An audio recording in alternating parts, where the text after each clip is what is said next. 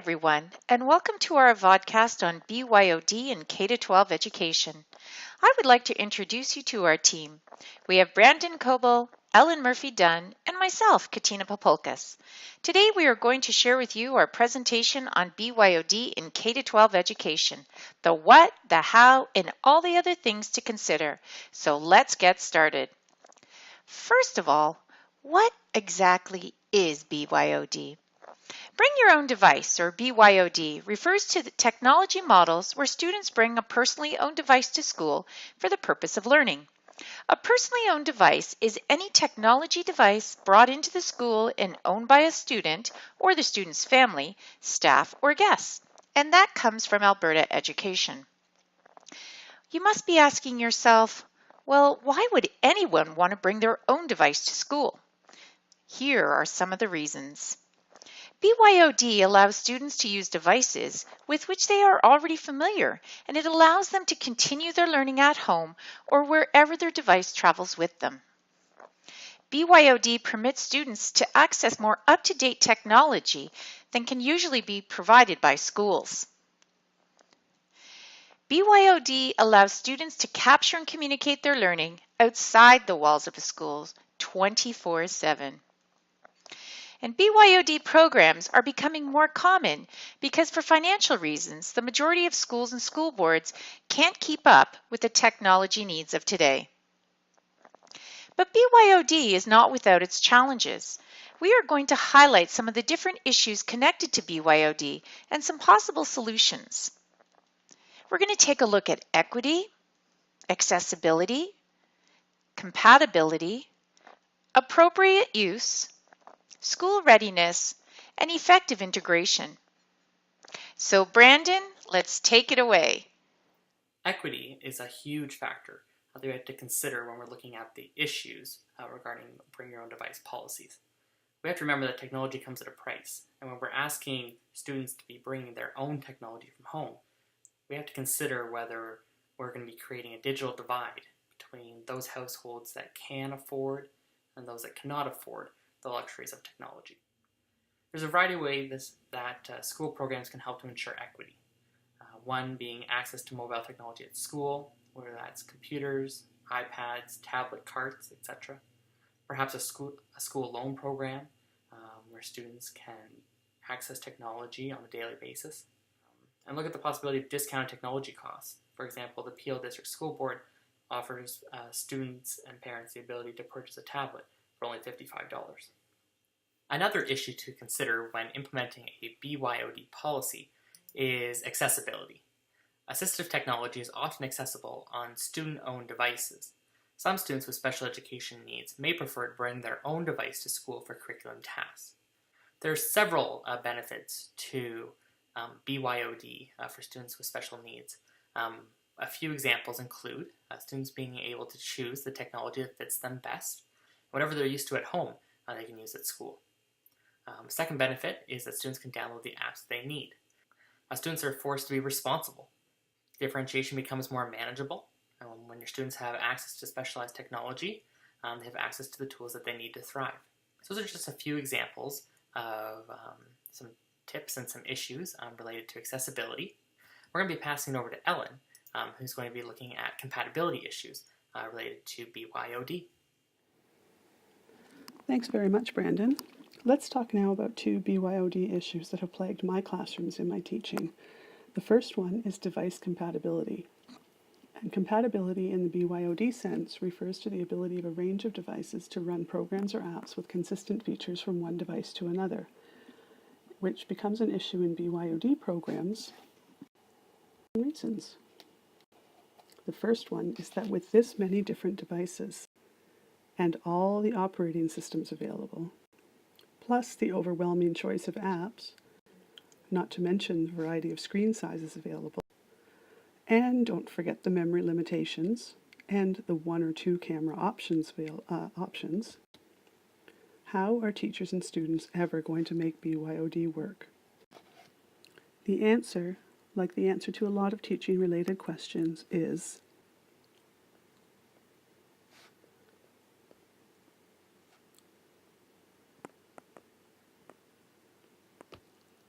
So what is good pedagogy, and what does it look like in a BYOD or perhaps any environment in the 21st century? Good pedagogy in a BYOD environment looks descriptive rather than prescriptive, where students are given choice and flexibility in how they present their knowledge. Big ideas become paramount. Learning goals must be communicated. Success criteria must be co-constructed with students so that they know what they're working toward. Feedback has to be descriptive and delivered where and when the student is learning. And work has to be shared through a universal method such as cloud storage. There are several tools available online to help teachers navigate the confusing world of apps that differ between platforms. This graphic is one example of that, where it provides options for iOS apps and Android apps, which would be the two most common that teachers will come across in terms of handheld devices. This graphic seems very complicated, but what it does is break down Bloom's taxonomy into its related apps. It is specific to iPad, but there are quite often complementary or similar apps available for Android or the other operating systems. Okay, so now you understand the challenges of compatibility, but how do we keep students on task and stop them from creating memes while our backs are turned? The answer to that is digital citizenship education. Acceptable use policies have been in place in schools with computers for years, but access to digital and mobile technology, especially through a BYOD program, brings with it a loss of control or oversight by teachers and administrators, which means that we need to educate students on how, when, and why to use their devices in the way that we instruct them. Fortunately, digital citizenship curriculum, if fully implemented, will prepare the students to successfully participate in a BYOD environment. The 9 elements of digital citizenship are digital access, digital commerce, digital communication, digital literacy, digital etiquette, digital law, digital rights and responsibilities, digital health, and digital security. If we educate our students appropriately on the 9 facets of digital citizenship, it's hoped that we can avoid some of the common areas of student misuse of mobile technology, such as them using their cameras and devices at inappropriate times during class, taking photos in inappropriate places, posting inappropriate photos, videos, or comments on social media, cyberbullying, which unfortunately has become an issue. We can help them to avoid theft of or damage to their equipment. We can teach them the importance of not sharing their passwords and teach them how to protect, how to keep charged, and how to use their devices, or not necessarily teach them how to use them, but facilitate the use of the devices. And it is very important that schools do plan ahead for instances where students don't use devices appropriately. There needs to be consequences that are communicated to the school community, posted for students, because they sometimes tend to forget things. And in support of that, there are excellent posters available online, especially through Pinterest, that schools can choose and have printed up to remind the students as they walk down the hall what their rights and responsibilities are in terms of their devices. And I think that's it for compatibility and appropriate use. I'm going to turn it back over to Katina, who is going to talk to you about school readiness and effective integration. Thank you. Hi everyone, it's Katina here. I want to talk about the importance of how to prepare a school for a BYOD initiative. I was very privileged to be part of a team who planned and implemented a successful BYOD program at my previous school.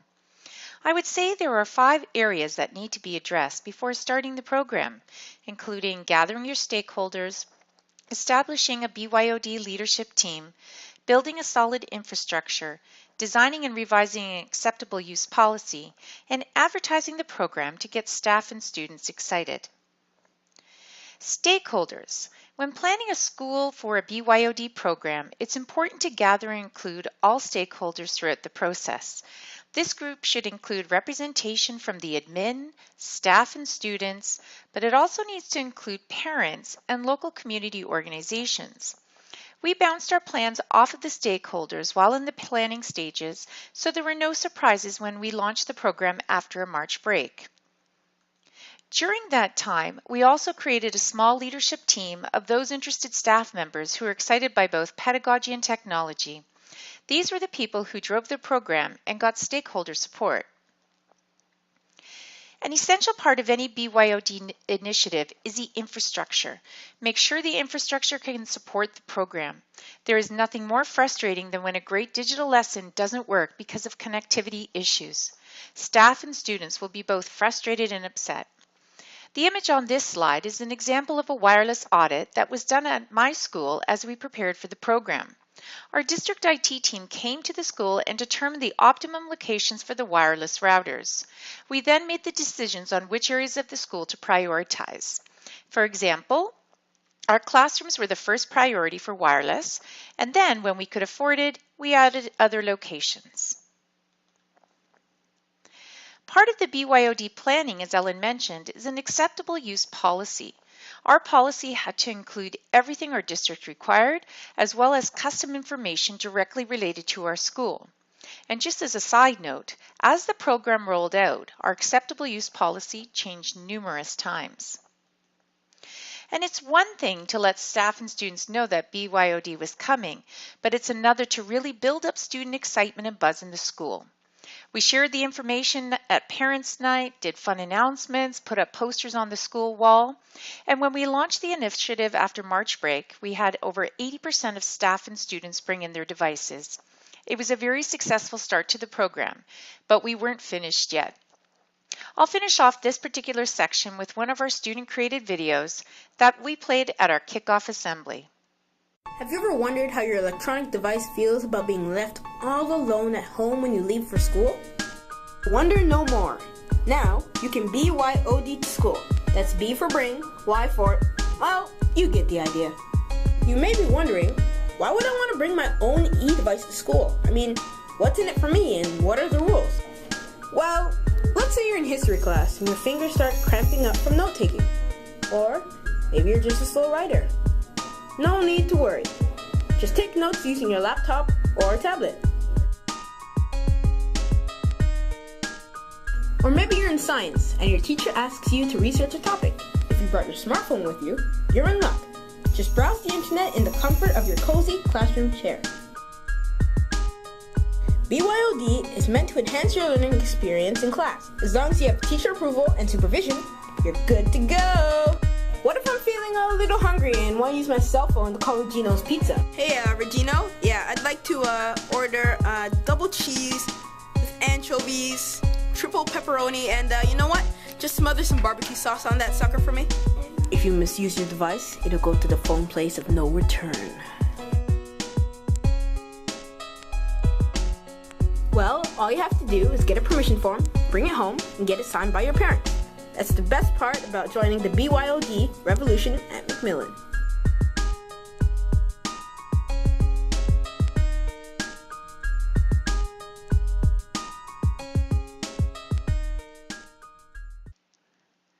Once you start a BYOD initiative, there are still lots of areas that need to be addressed, and an effective integration plan was essential to keep the excitement of the program going. The immediate technology integration and opportunities for personalized learning for students was incredible, but there were many challenges to overcome. Probably the biggest learning need was for the staff. To support them in the new program, we gave them surveys to let us know what they needed, and then we designed ongoing professional learning sessions every Tuesday to work with them. There were two main areas where they needed support. The first was just on technology and how to use their device to facilitate digital lessons. Many were stumped by projectors, whiteboards, and how to use the different devices like the iPad. It slowed them down and could cause frustration and panic in some. It was easier just to use paper, but we persevered. Then we also needed to provide support on digital pedagogies and the effective integration of technology into the curriculum. We used all sorts of guides to help us, such as the SAMR model, TPAC, and resources like the ISTE standards and our own TDSB ICT standards, which had explicit examples of how to integrate technology into the curriculum at different grade levels. We also wanted our students to be part of the experience, and so we developed a leadership group called the Digital Learning Leaders, or DLL. There were two students from each class who were trained to support the teachers with their tech, as well as be the first point of contact for their peers if they were experiencing difficulty with their devices. The student leaders were an important part of the school's BYOD success. For those students who did not have access to a device, as Brandon mentioned, we purchased a variety of mobile devices and started a device library so that students could check out a device for the day with their library cards. We also involved community organizations such as Kids, Cops, and Computers and RCT, which are charitable organizations who give mobile devices to deserving students and families. Communication around BYOD was essential. We used all types of strategies and sent weekly updates to all stakeholders. The feedback was very positive. Furthermore, we did monthly surveys of our stakeholders and used the data to drive our decision-making around all parts of the program. The program is up and running and is now in maintenance mode. 3 years later, the school culture has shifted and BYOD is an accepted program that all still seem to enjoy. Thank you. Now, of course, there are critics of the program who back in 2012 said BYOD would be a disaster, and it's important to hear what they have to say. So we encourage you to read the posted article on our website and participate in the survey. We would love to hear your thoughts. We would also encourage you to explore our rich resources on the site. And a final request, if you could please offer us some feedback on our vodcast and our website so that we can improve our work. So thank you for watching our webcast, and don't forget to check out our site at issuesinbyd.weebly.com. Thanks for watching.